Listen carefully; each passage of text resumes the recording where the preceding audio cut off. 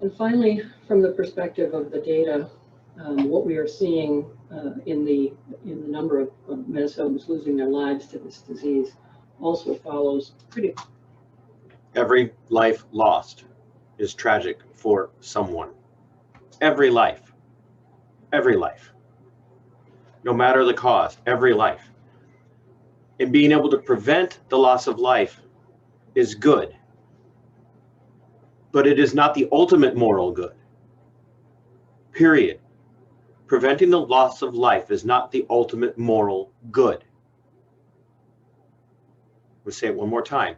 Preventing the loss of life is not the ultimate moral good. I know that sounds counterintuitive, but what they're doing is they are setting this up as a juxtaposition. If you don't want to stop COVID, you want to see people die. If you want to see people die, you are immoral.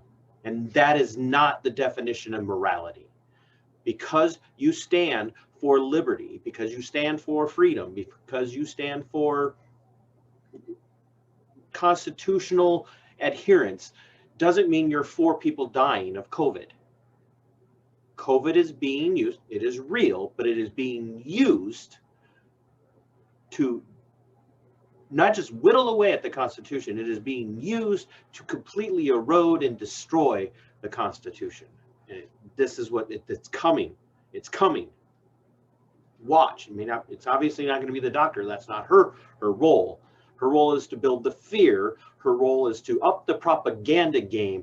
And now the governor is going to come in and spring up to save us, as Plato has said in the Republic. He's going to spring from the root of being our savior to become our tyrant.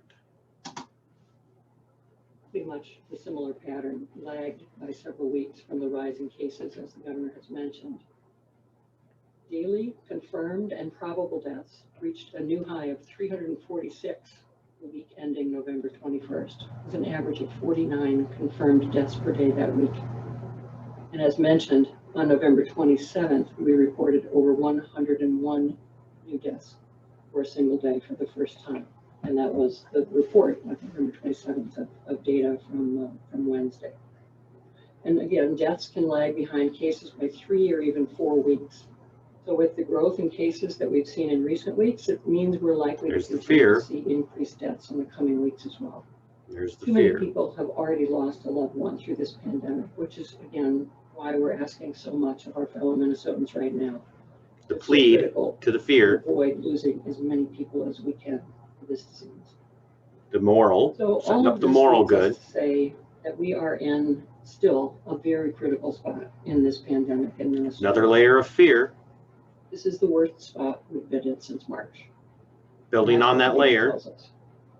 We are certainly looking for signs of promise. We're certainly looking for evidence over the coming weeks that the 4-week pause that we're in now will have a sustainable impact on these numbers, but only to the extent that we keep working on this together. And of course, we know that COVID-19 is a major problem all across the country. Even so, the upper Midwest has been hit particularly hard. Do we know that? These recent weeks. And for quite a while, especially here would we know that if they weren't hyping it? We're doing better than many other states. And unfortunately, that's not changed. The current increase in cases in Minnesota, the rate of case growth that we've talked about, means that Minnesota now has more cases per population than New York, Arizona, Texas, or Florida, other previous hotspots. Here it comes. We are a hotspot, as have been our neighbors for some weeks now, which is again why we've all been asked to be a part of the solution here by making some temporary sacrifices again to forego holiday celebrations with people outside our households, to not gather with people in settings we love to visit. And we know that this is not easy, but it is so necessary for us to turn the tide and keep each other safe and take what might be temporary data trends and turn them into sustainable improvements. Data aren't going to stay moving in the right direction without continued vigilance on all of our parts. And that's more of the moral. The moral good is to agree with the government here. Of this pandemic, when we really didn't know what we were facing, we had no idea. I want you to think about that. The government no longer defines what is the moral good based upon an objective moral source. The government does not define morality based on what we would be able to point to as outside of us, an objective, abstract, outside of man's thinking, as what is the moral good. The government defines for itself what the moral good is, then imposes that moral good definition upon you, and now holds you to their standard of what a moral good is, and insists that you agree and go along. And if you don't, then you are the immoral, according to the government. Now remember, our Constitution doesn't work that way.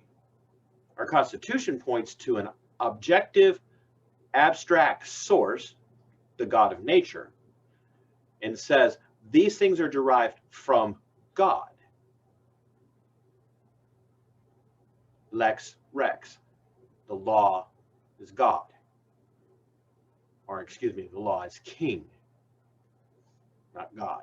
God is the law is king. Lex Rex. Thank you, Samuel Rutherford. They're defining morality based on what the government says moral is, and in this case, it's doing what we say as it pertains to COVID-19. Do these things and be moral. Do not follow these things, you are immoral, and as such, we will penalize you for your immorality. The degree to which we could control the spread of this virus, we now know that there is light at the end of this tunnel, especially with the vaccines coming soon. We know, though, that it's not going to be a short tunnel. The vaccine supply is going to be limited for some time. It's going to take time for them to roll out and be made available to everyone, but we know that we can look forward to better days in 2021.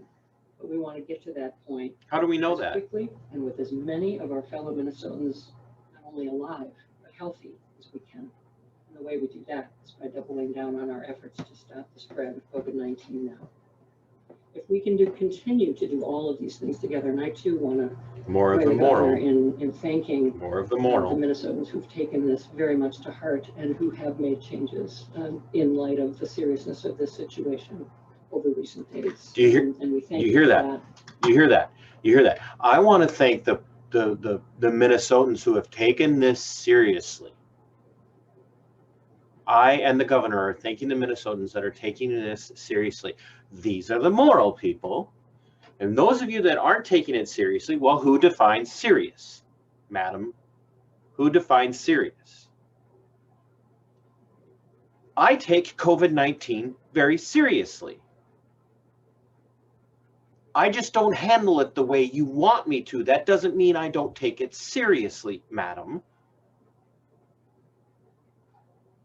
You are defining the law according to your standard. You're defining the moral according to your standard. And now you're pitting them. Oh, you good little Minnesotans over here who are doing everything that we say. You're the good. You're the moral. Look at these monsters over here. Those are the immoral. We need your continued partnership as we go forward. Be partners in our moral claim. Thank you, Commissioner Malcolm. And to those Minnesotans listening, we've got a room full of professional journalists here. One of the reasons we do this. Kick the journalist out of there, Governor. Why are the journalists allowed to gather in groups of larger than 10 from more than one household? It's because they're forwarding your propaganda. Commissioner Malcolm, every day, myself as often as possible, is to get the information out to Minnesotans to make informed decisions based on what the science and the facts are on the ground. It's their job to take this data and ask questions about it, verify it, make sure that it's correct, so that we can reach some consensus on a agreed upon baseline of truth, a baseline of data, and then make some decisions from that. I just before coming here got off a conference call with several governors, Dr. Fauci, Secretary Azar, and Vice President Pence, dealing with vaccine distribution and where we're at in that. I think during sometime in the next week, we will be gathering here to have a very extensive briefing on where Minnesota's at in this process, what's happening, kind of where the direction is. Still debate on who's going to get it nationally, what makes sense, what's the distribution look like. But I think it's very important. That data needs to be transparent. It needs to be clear. I candidly would tell you, deeply concerned about some of the mistrust around vaccines. I think we should always be skeptical. I think here in the United States, we have a long, proud reputation of vetting these things. But it's not without a history of some things that have not been great. So I get it that we need to make sure that we're putting out that good information, we're getting it there. This deep dive, and I think we want to take Mondays going forward to try and set that baseline, get updated on it. And again, some of the debates about looking at this data, what did you do about it? And the question would be, the questions we should be answering is, what changed from week 27 to week 41? What started to change? And we look at that. Well, the weather started to change, started moving back inside. Case positivity rates in surrounding states started to skyrocket. Mobility amongst Minnesotans started to increase. So there's things that we can look at to show what was there, what changed to bring that curve back down. Those are the questions we're asking. And as the commissioner said, we've gotten better at understanding what works, what doesn't, what the percentage of that, what works, how far it's going to move the needle, and what we know the public will be able to do. And just to be very clear, there's a big difference between setting out a series of recommendation and mandates from the state and compliance with those series of recommendation and mandates. Because the ultimate goal here. Remember this, they're going to define what is moral, and then they're going to tell you to comply with their definition of moral. And then anybody who doesn't comply with that is immoral and they're the enemy. You get to single them out. Was to slow or stop the spread of COVID until we got to a point where we had a vaccine and could start to protect the most vulnerable and move forward. The good news is we're getting closer to that. The challenging news, it's coming at a time when we are at exactly the worst place in the pandemic. So the desire, I mean, even I'm thinking about things like this. What happens during a series of shots spread out over 2 weeks for the vaccine? Are people going to get that first shot and say, woohoo, I'm out of here? And what happens during that 2 weeks before they get it? What's it going to look like? When do you have immunity? When do the asymptomatic stop spread? Those are all questions that we need the data and the science and then get that out to Minnesotans. So I want to thank you today for a little patience on this, again, of kind of resetting where we're at to start to dig into what's next. With that, questions? Yes, Dave. Governor, the U.S. Bartenders Guild just sent you a message asking on behalf of bars and restaurants to authorize cocktails to go. Do you have any inclination to do that? Yeah, the question was dealing with bars and restaurants. Once again, I would say this, I'm very optimistic. A lot of talks happened over the weekend amongst legislators. The legislative bodies are working. They're working on competing plans, which is good. Take the best ideas from all people, put that into a plan, move that forward. We want to try and provide as much relief. The question was about cocktails to go. This issue around liquor laws and how we get them out, I have to tell you, I'm pretty agnostic on this. Whatever helps folks, I want to do it. I think carved out a pretty libertarian path about adults make their own choices around these decisions, and they should be. But did you just hear yourself? Adults can make their own decisions about buying alcohol and driving down the road with it in a container, but we can't be trusted to take care of our own health. You are a hypocrite. This is how you lose a state. People will not hear this and understand what this man just said. He's a libertarian on everything but your personal health. But we need to make sure it's safe. If the legislature can reach some compromise around that, I'm fully supportive. It has to be a legislature thing.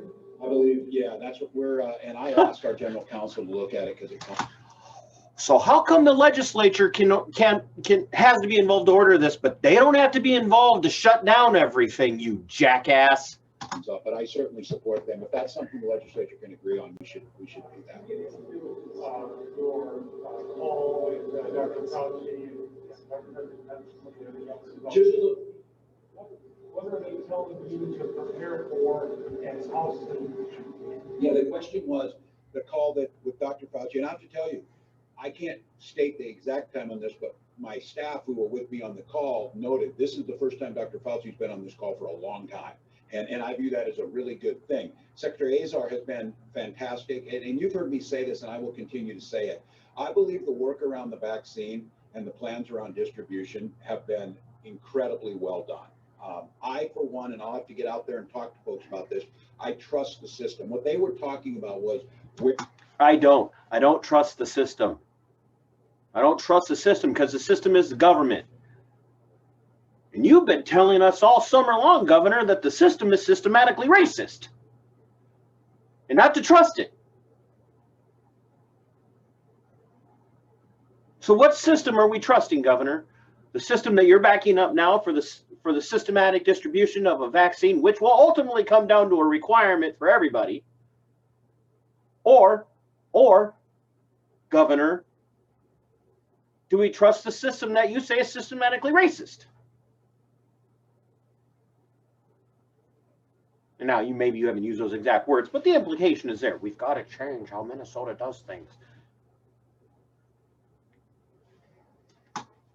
Where we were at in terms of Pfizer distributions, the way I understand it now, the first set are landed today in the United States. They're going to do per capita distributions to states. They're leaving it up to states to make some of these decisions. And just to be candid on this, there is a debate even amongst the administration. The Trump administration believes you vaccinate those 65 and older. The CDC, Dr. Fauci and others say you vaccinate the healthcare workers to get the biggest bang for the buck from transmission.